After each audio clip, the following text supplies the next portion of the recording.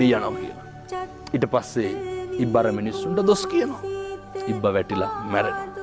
දෙවෙනි ඉබ්බත් ඒ විදිහටම අරගෙන යනවා. මේක බොහොම හරි. අටලෝ දහම ගැන උගන්වන හරි අපූර්ව පාඩම. දෙවෙනි ඉබ්බ උඩින් අරගෙන යනකොට අයිත් මිනිස්සු කෑ ගහනවා. ඉබ්බ තව ටිකක් අර කෝටුව හයියෙන් අල්ල ගන්නවා. හැතැම්මක් විතර ගිහිල්ලා ඉබ්බ අහනවා කොක්කුන්ගෙන් යාළුවනේ මං හොඳයි නේද කියලා. ඒ ඉබ්බත් වැටිලා මැරෙනවා.